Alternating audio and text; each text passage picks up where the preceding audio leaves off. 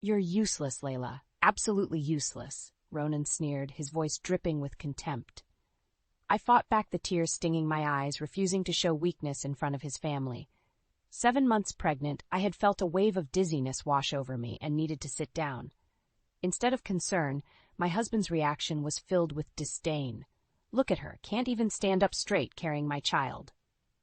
Ronan's parents, Mason and Layla, remained stone-faced, offering no defense. The rest of the family averted their eyes, an uncomfortable silence filling the room.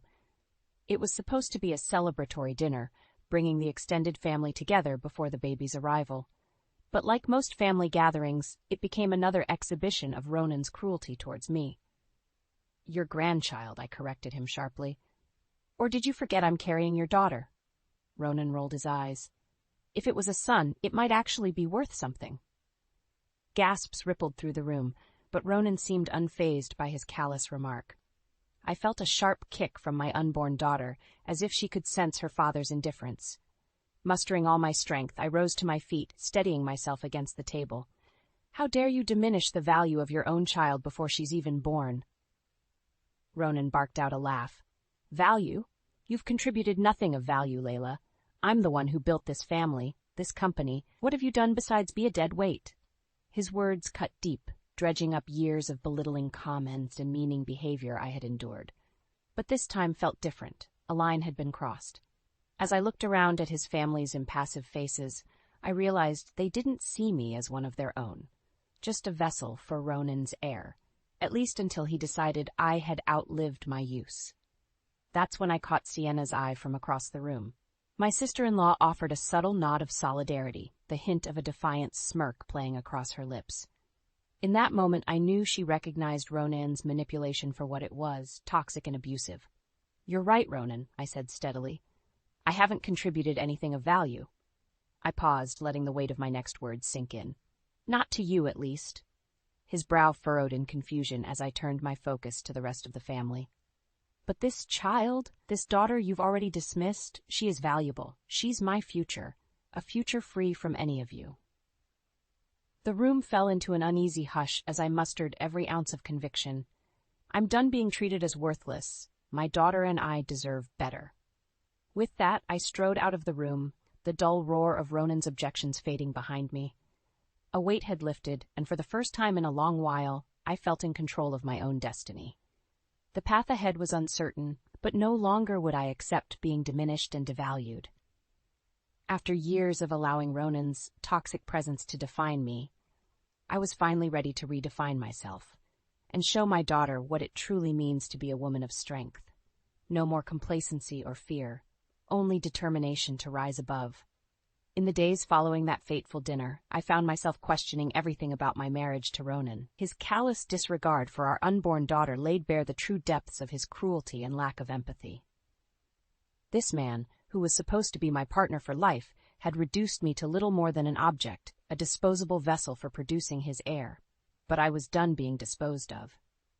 That night, after leaving his vitriolic family behind, I had marched straight to the home office and began digging into our finances. What I uncovered shook me to my core. Evidence of Ronan's rampant financial mismanagement and deceit that spanned years. Hidden offshore accounts, falsified business records, illegal money trails, all carefully obscured. You lying snake, I muttered, poring over the damning documents. Just then I heard the telltale click of his study door opening. Well, look who's still awake burning the midnight oil. Ronan sauntered in, arf thinly veiled derision lacing his words. I figured you'd be too busy wallowing after your little tantrum the other night. My hands trembled with rage, clutching the financial records like a shield. You're one to talk about tantrums. Your own toddler outbursts have funded this. I shoved the documents towards him. Care to explain all this, dear husband? Ronan's eyes widened as he flipped through the incriminating pages.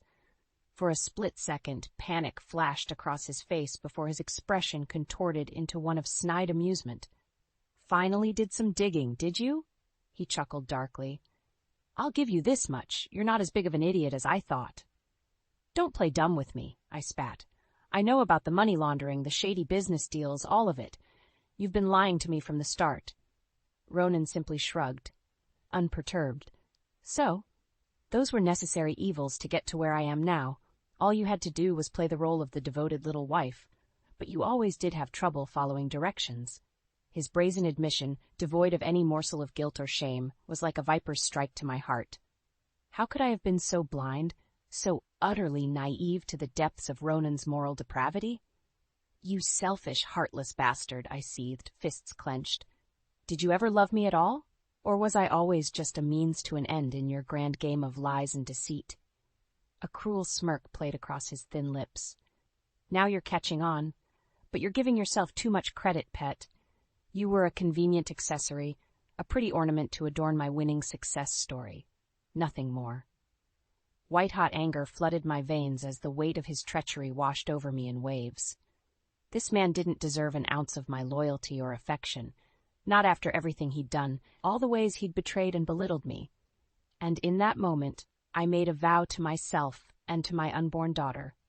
I would bring this whole rotten edifice crashing down around him. Ronan wanted to see me as worthless, as nothing more than a means to an end. Fine, I would show him just how ruinous being underestimated could be. Rising to my feet, I met his cold stare with white-hot defiance blazing in my eyes. You're going to regret the day you ever crossed me, Ronan. I waved the documents with contempt. All of this is going to be your undoing. No more hiding, no more lies. I'm going to make sure everyone sees you for the soulless snake that you truly are. Ronan let out a contemptuous bark of laughter, seemingly unfazed by my declaration of war. But I could see the slightest flicker of uncertainty in those beady eyes of his. Good, the first embers of fear had been stoked. My path was now clear. It was time to rally my forces, gather my allies, and enact the grand unraveling of Ronan Jacobs' carefully cultivated lies. The reversal of his ill-gotten fortunes was going to be deliciously karmic, and I would be the orchestrator of his downfall, just as he had been the architect of my dehumanization.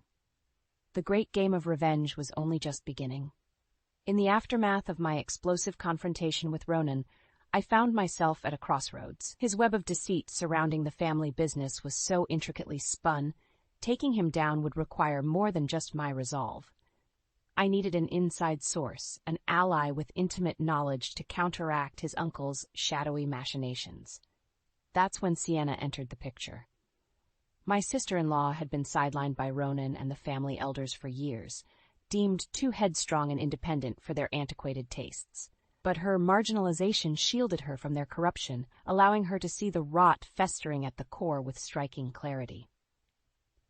I reached out to her a few days after discovering Ronan's illicit financial records, suggesting we meet for lunch to catch up. Sienna, ever perceptive, seemed to sense the weight behind my request. "So what's really going on, Layla?" she asked once we were seated at a quiet cafe, her eyes narrowed with cautious curiosity. "This can't just be a social call after what went down at your dad's place." Exhaling slowly, I pulled out the now dog-eared folder and slid it across the table towards her. "See for yourself. Ronan's lies run much deeper than any of us realized." Sienna's brow furrowed as she flipped through the damning pages, her expression oscillating between disbelief and anger. When she finally looked up at me, her green eyes were blazing with righteous fury. "That arrogant, chauvinistic prick," she hissed, slamming the folder shut. I knew he was a bastard, but this is a new low, even for him. A rueful smile tugged at the corner of my lips. It felt vindicating to have someone finally see Ronan's treachery for what it was. "You and me both. That's why I need your help taking him down." Sienna cocked an eyebrow quizzically. "My help? Why come to me?" "Because you're one of the few people with a frontline view into the family's dealings," I said frankly. "With your insight into their illegal activities, we'd have a better chance of exposing Ronan's lies and watching the whole corrupt edifice crumble." For a long moment, Sienna studied me appraisingly before letting out a bitter chuckle. "Gotta hand it to you. You've got a set of steel ovaries going up against Ronan like this." Her gaze turned flinty, burning with years of repressed resentment towards my husband and his family. "I'm in. It's high time that misogynistic prick got taken down a few pegs." Relief washed over me, knowing I had a co-conspirator, and a fiercely capable one at that. With Sienna's insider knowledge combined with my evidence, we would be an undeniable force to be reckoned with. So what's the plan? she asked, leaning in conspiratorially. How do you want to dismantle this cancer infecting our family? A feral grin spread across my face as I laid out my initial strategy. Lawsuits, information leaks to the press, back-channel communications to law enforcement, nothing was off the table. Like Jenga pieces, we would systematically extract the foundational blocks underlying Ronan's empire until the entire decrepit tower came crashing down around him. Sienna listened intently, offering insights and recommendations along the way. Our partnership was quickly solidifying into a potent alliance, two wronged women joining forces to enact poetic justice. You know there's no turning back after this, right? Sienna cautioned once I finished laying out my plan. Ronan's going to come after us, after you, with everything he has left. I felt my daughter kick insistently from within my womb, as if lending her strength and conviction to my cause. With a resolute nod, I met Sienna's gaze head-on. Let him try, I said, cold determination lacing my voice. I'm done running scared. It's time for Ronan to learn what happens when you back a mother into a corner. Sienna flashed me a wolfish grin, her eyes glinting with feral approval. Well then, let's make that bastard pay. And with that, the gears of our intricately weaved con were set in motion. Ronan's downfall was now inevitable. He just didn't know it yet. With Sienna as my co-conspirator, the wheels were in motion to demolish Ronan's empire of lies and deceit. But exposing him wouldn't be a simple task. We needed to lay the groundwork meticulously, shoring up our defenses while weakening his position through strategic strikes. Over the following weeks, Sienna and I became a well-oiled machine. She provided insider intelligence on the family's illegal dealings, while I leveraged my financial evidence to start building a comprehensive case against Ronan. Money trails, damning documentation, back-channel whispers to law enforcement, everything was falling into place. I also began lining up allies in preparation for the inevitable battle to come. Some were easy to recruit, like Sienna's younger brother Caleb, who had long resented Ronan's boorish behavior. Others were more hesitant, but the weight of the evidence against my husband ultimately proved convincing.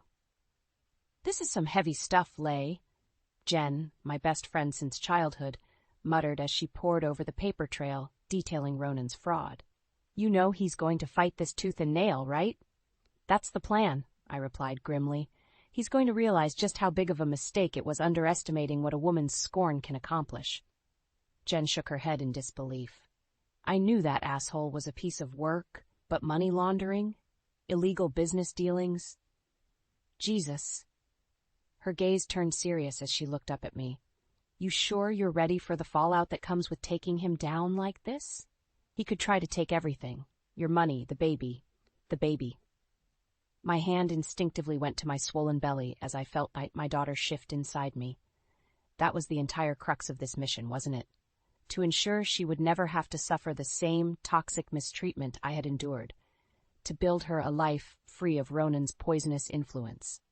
He doesn't get to decide what's best for my child, not anymore, I said firmly. If he wants a war, he's going to get one, and I don't intend to lose. Jen studied me appraisingly for a long moment before giving a resolute nod. Then you've got my full support. Let's take that bastard down.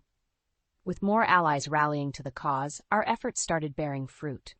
A scathing exposé in the local paper cast scrutiny on Ronan's business affairs.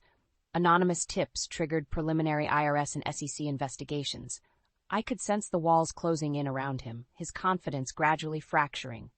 It all came to a head one evening when Ronan stormed into the house, his face contorted into a mask of frothing rage. You just couldn't leave well enough alone, could you? He snarled, violently slamming his briefcase onto the table. You had to go and poke your nose where it didn't belong.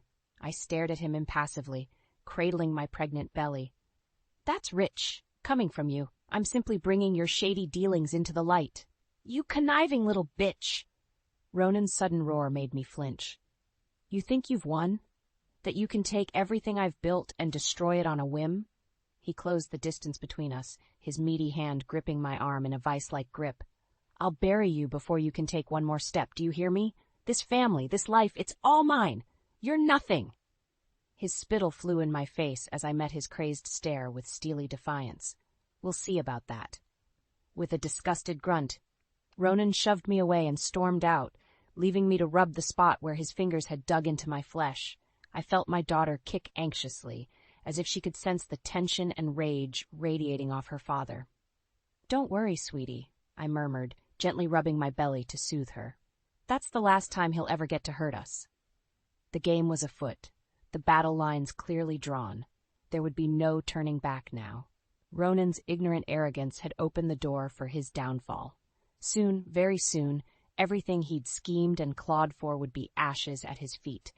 And from those ashes, I would rise, his conquering phoenix, mercilessly guiding the path of his self-immolation. Despite Ronan's blustering threats, Sienna and I refused to let up the pressure.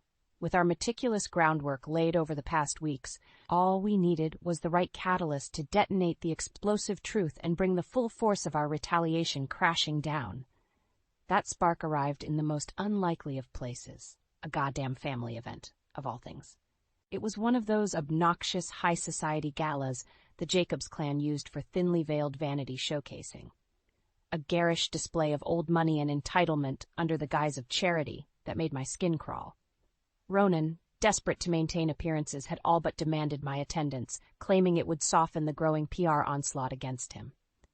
So there I was, 7.5 months pregnant, squeezed into an uncomfortably tight dress and trotted out like some grotesque show pony to help resuscitate my husband's wilting image. The hypocrisy was galling, but I played along, for now. The night itself was a sordid parade of self-congratulatory speeches and pathetic social climbing, exactly as I'd expected. I found myself growing increasingly lightheaded and nauseous, thanks to a combination of my condition and the sickeningly opulent atmosphere. "Sienna, I need some air," I muttered, struggling to conceal my discomfort. "Being around these vapid vultures is making me ill." "You just say the word and we're out of here," she replied with a reassuring squeeze of my arm. "This whole charade is utter bullshit anyway." Nodding gratefully, I excused myself from the overcrowded ballroom and made my way towards the balcony doors, each step feeling heavier than the last. I was nearly there when a grimy hand clamped around my elbow, whipping me around forcefully. "Just where do you think you're going?" Ronan sneered, his tuxedo hanging open sloppily and his breath reeking of whiskey. "Your little disappearing act is going to make us look bad." I wrenched my arm free from his grasp, defiant anger flaring. "Us? Don't flatter yourself, Ronan. You're the only one with an image to protect here, and at great cost, it seems." He threw his head back with a contemptuous bark of laughter. "Oh, spare me the self-righteous melodrama, would you? I'm doing what's necessary to maintain the family legacy." "Your legacy is mired in lies and illegal money, you degenerate." I shot back, fighting the wave of dizziness washing over me. "How many more laws do you plan to break, just to feather your filthy nest?" Ronan's face contorted in an ugly sneer. "Watch your tone when speaking to me, you ungrateful whore." The vile insult was cut off as a searing pain lanced through my abdomen, forcing me to double over with a strangled cry. Instantly, the room started spinning sickeningly as I clutched at my stomach. "Oh God, something's wrong." I whimpered through gritted teeth, panic seizing my chest. "The baby. I think she's coming." For one infinitesimal moment, Ronan's scowl slipped just enough for the briefest flicker of concern to register on his face. But it was quickly extinguished as his mask of disdain slammed back into place. "Of course you'd choose now for this pathetic drama queen act," he growled, making no move to help me. "Just another attention grab like always." I could scarcely believe his callous reaction through the haze of agony racking my body. "Ronan, please, I need help." From somewhere behind me I heard Sienna's urgent voice calling my name as she rushed to my side. "Layla! Oh my God, what's going on?"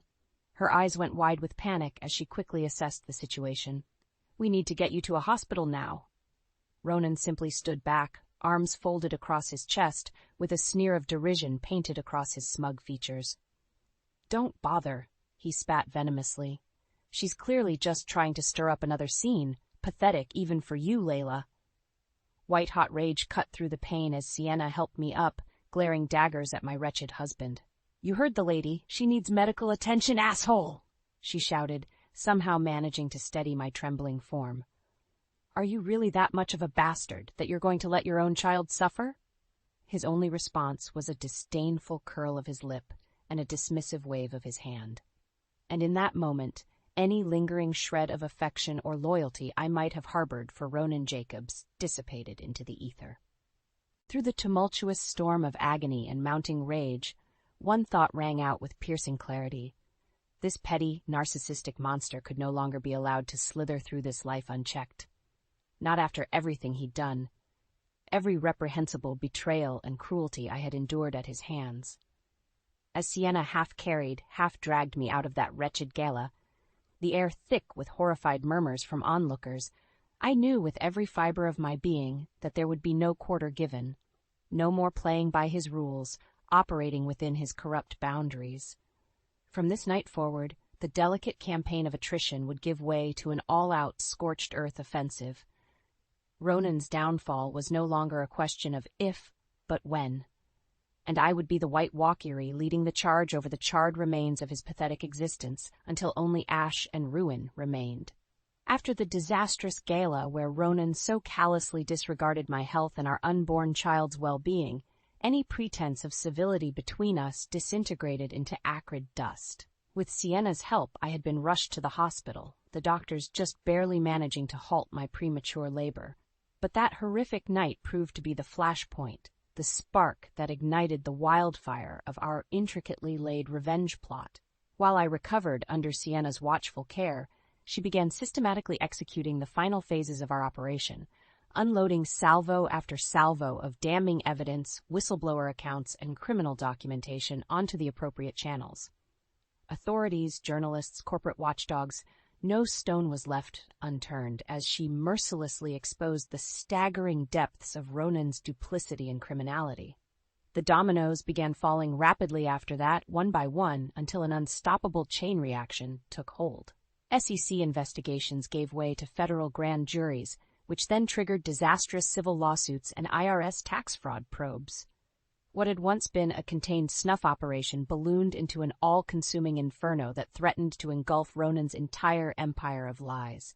And at the center of that conflagration stood the man himself, eyes bulging with impotent rage as he watched everything he'd conned and swindled for decades up in acrimonious smoke. You meddlesome bitch, he roared, slamming his meaty fist onto the desk during one of his increasingly frequent tantrums. You've ruined everything. My life's work, our legacy. It's all ashes because of your insipid vendetta. I regarded him stoically from across the office, completely unmoved by his theatrics. You have no one to blame but yourself, Ronan. Your greed and hubris were your own undoing, not me. His beady eyes narrowed to slits as he rose from behind his desk on unsteady feet. Don't play innocent with me, Layla. I know you were behind this. All of this.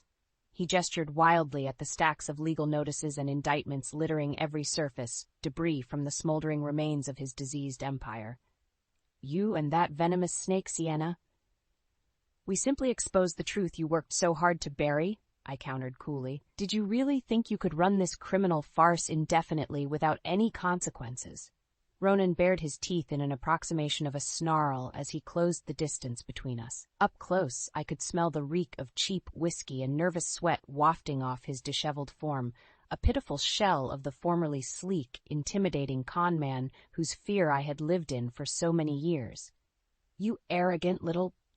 His slurred insult was cut off as a tiny, mewling cry pierced the air. My newborn daughter shifting restlessly in her carrier beside me. I shot him a withering glare, squaring my shoulders protectively. That's enough out of you. Not another vulgarity in front of my child. I fixed him with an icy stare, letting the unspoken threat resonate. You've inflicted enough trauma on this family. For a long, tense moment, we simply stared each other down, the snarling, feral beast backed into an inescapable corner, and the predator calmly observing its final throes. At last, Ronan seemed to wilt beneath the weight of crushing defeat clouding his gaze. Damn you, he spat bitterly, slumping back against his desk with a dull thud. Damn you and that bastard child to hell. As if on cue, Sienna strode into the room, eyes flashing as she took in the tense scene before her. Everything okay in here? Shooting Ronan one final look of disgust, I turned to face my co-conspirator and gave a tight nod. Never better. Just tying up some loose ends with the soon-to-be former Mr. Jacobs. A wicked grin split Sienna's features as she regarded her disgraced cousin with undisguised glee. Well, don't let me interrupt the reckoning. By all means, allow me to join in verbally eviscerating the sniveling husk of this pathetic, arrogant worm. She leveled a mocking glare at Ronan. Go on, you gaping asshole. What other lies do you have left to try and peddle? Ronan simply glowered in impotent rage, clenching and unclenching his fists. The faintest mutters of denial and heated curses escaped his trembling lips, but it was obvious the fight had left him. His will, his decades-long charade of power and dominance, had finally been irrevocably shattered. Turning my back to his crumpled, mumbling form, I bent down to tenderly scoop up my slumbering infant daughter, cradling her against my chest as a fierce wave of protectiveness washed over me. She was my everything now, my sole purpose, and all that mattered in this miserable world. And in that moment, I silently swore to whatever higher power that may exist, that my precious girl would never have to endure the trauma of Ronan's toxicity or fall under the twisted clutches of his family legacy. The karma he had wrought through his lifetime of malice and depravity was his cross to bear, not hers.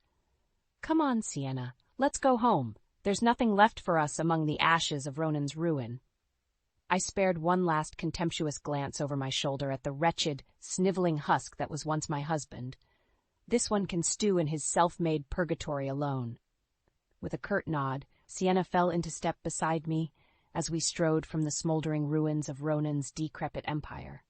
Behind us, I could feel his seething gaze burning impotently into the back of my skull. But I didn't falter, didn't dare look back. There was nothing for me amid that scorched earth, only the bright future awaiting my daughter and I beyond the caustic smoke of karmic justice.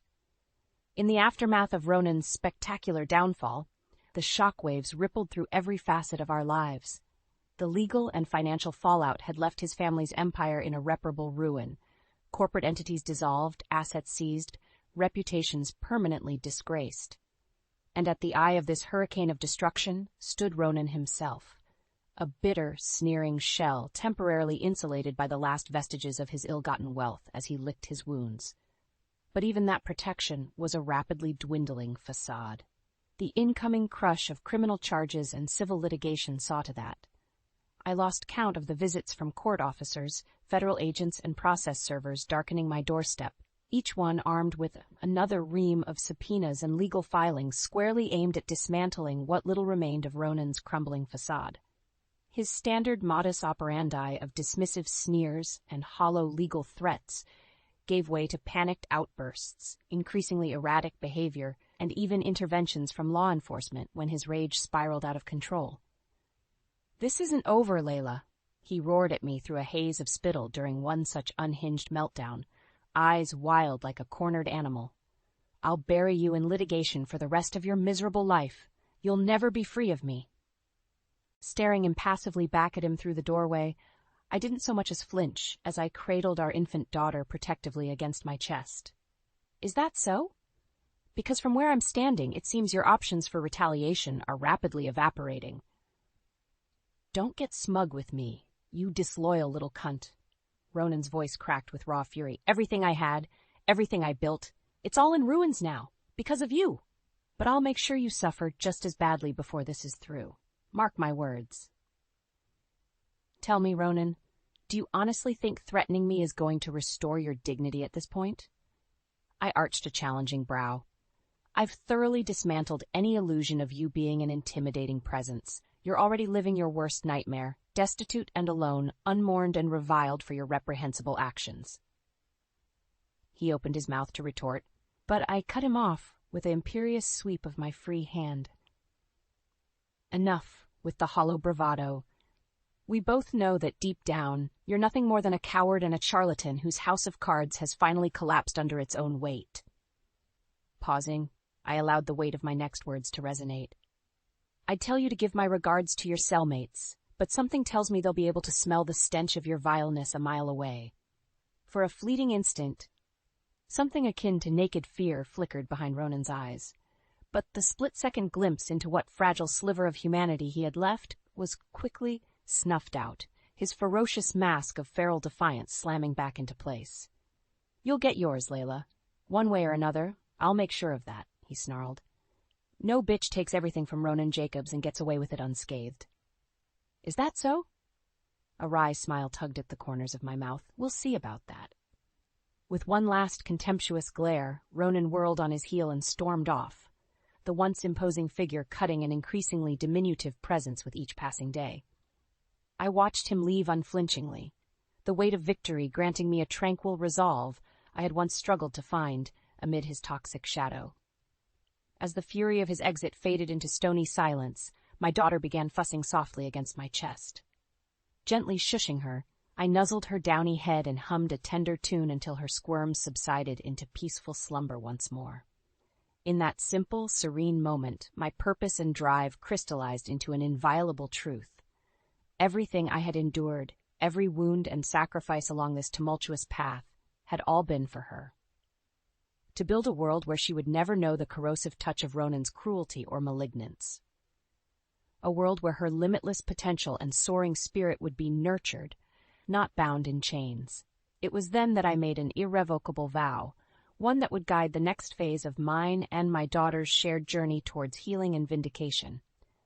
I'm going to make sure that he spends the rest of his empty days withering behind bars where he belongs, I murmured, pressing a gentle kiss to my little girl's head. And in doing so, I'll cleanse every last vestige of his poison from our lives.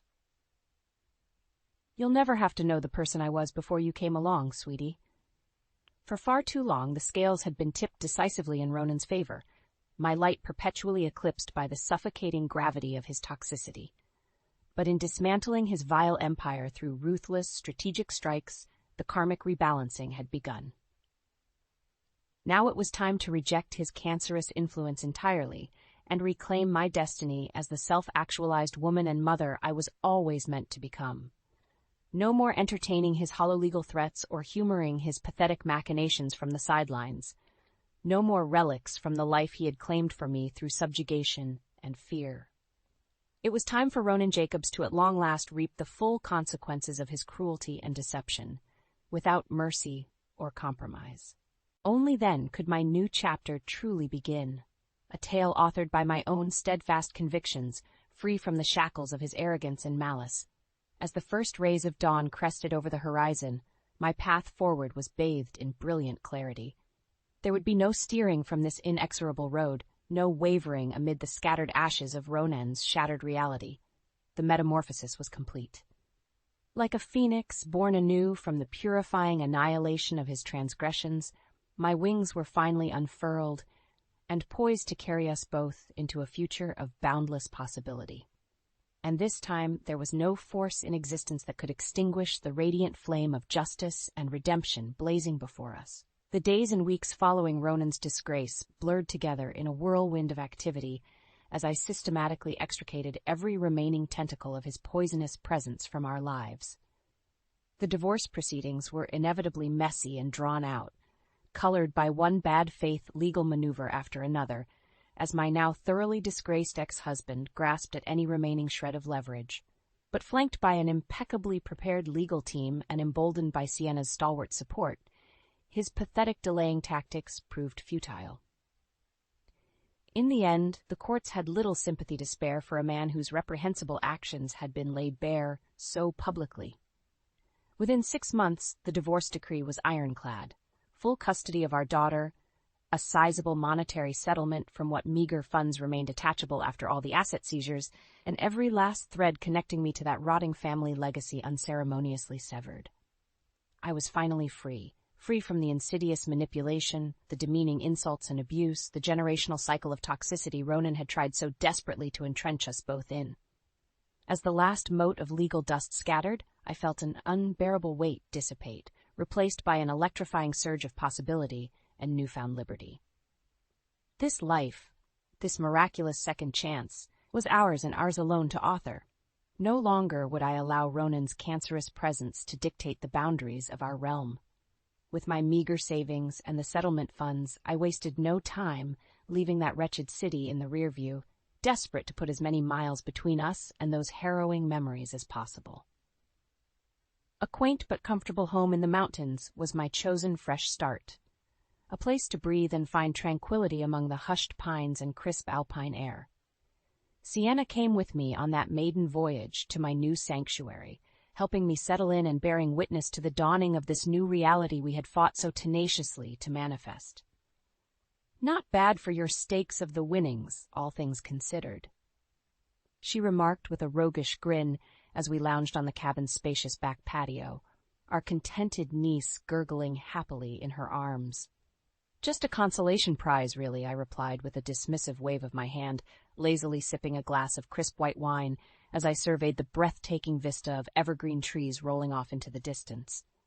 "The true bounty is the regained peace of mind, something money alone could never buy."